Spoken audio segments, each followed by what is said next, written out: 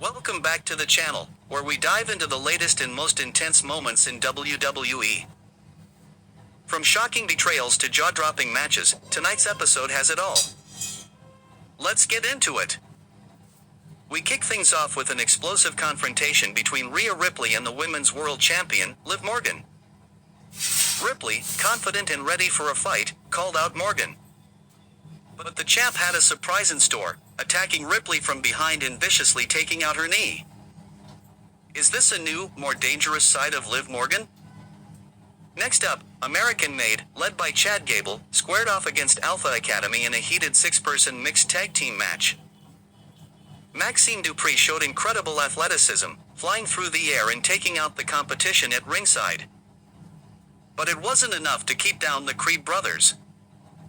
Brutus and Julius proved why they're a force to be reckoned with, leaving Dupree no choice but to tap out after an intense showdown with Ivy Nile. After their victory, Chad Gable wasn't done yet. The leader of American Made called out the Wyatt Sicks, challenging them to an 8-person mixed tag team match. The tension is building. What will the Wyatt Sicks have to say about this? Zelina Vega sought revenge against the faction that injured her arm, but Shayna Baszler was ready. Despite Vega's early control, the numbers game caught up with her. A well-timed distraction allowed Baszler to land a devastating knee strike, securing the win. Even with Lyra Valkyria's help, Vega and Valkyria were left laying in the ring as the Pure Fusion Collective stood tall. Just when CM Punk thought he could celebrate his victory, Drew McIntyre had other plans. In a brutal ambush, McIntyre left Punk reeling, sending a clear message that their feud is far from over. What does this mean for Punk's future?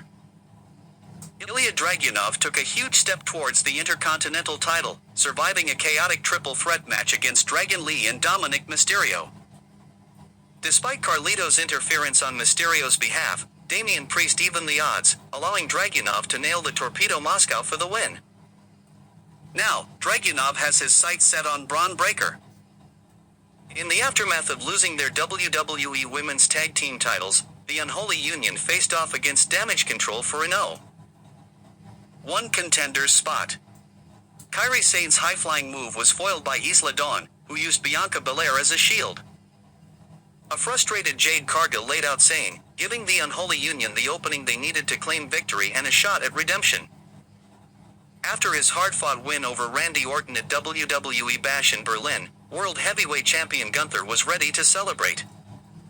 But Sami Zayn had other ideas, interrupting the celebration and setting his sights on the ring general. Will Zayn be the one to finally dethrone Gunther?